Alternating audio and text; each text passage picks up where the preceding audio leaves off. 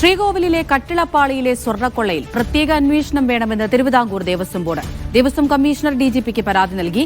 Devaswom vigilance എസ്പിയുടെ റിപ്പോർട്ടിന്റെ അടിസ്ഥാനത്തിലാണ് നടപടി.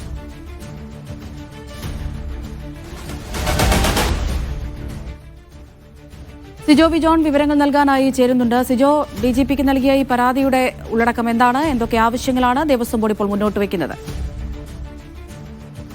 ദ്വാരപാലക ശില്പത്തിലെ പാളികൾ കൊണ്ടുപോയി ഉരുക്കി സ്വർണം തട്ടിയെടുത്തിന്റെ വിശദാംശങ്ങളായിരുന്നു ദേവസ്വം വിജിലൻസ് വിഭാഗം ആദ്യം നൽകിയ റിപ്പോർട്ടിലുണ്ടായിരുന്നത്. എന്നാൽ ഇന്നലെ നൽകിയ ഫൈനൽ റിപ്പോർട്ടിലാണ് ഈ ശ്രീകോവിലിലെ വാതിലിലെ പാളികൾ കൊണ്ടുപോയി അതിൽ നിന്ന് 409 ഗ്രാം സ്വർണം ഉരുക്കിയെടുത്തതായി വിശദാംശങ്ങൾ ഉണ്ടായിരുന്നത്.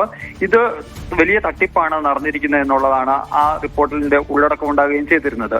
ഇതിനുവേണ്ടി ആദ്യം ചെയ്തതുപോലെ തന്നെ സ്വർണം എന്നത് ചെമ്പായി രേഖപ്പെടുത്തുന്നു എന്നുള്ള കാര്യങ്ങൾ വ്യക്തമാക്കിയിരുന്നു. അതോടൊപ്പം തന്നെ ഉദ്യോഗസ്ഥരുടെ ഭാഗത്തു നിന്ന് ഗൂഢാലോചന നടന്നതായും ഈ ദേവസ്വം വിജിലൻസിന്റെ അന്വേഷണത്തിൽ കണ്ടെത്തുകയും ചെയ്തിരുന്നു.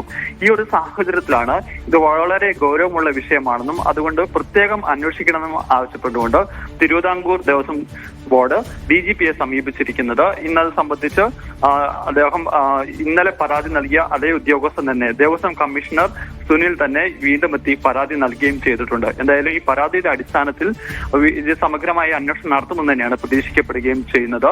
ഡിജിപിക്കാണ് പരാതി നൽകിയിരിക്കുന്നത്. ഡിജിപി ഈ പരാതി ഇനി SITക്ക് കൈമാറും. സിജോ വി ജോണാണ് വിവരങ്ങൾ നൽകിയത്.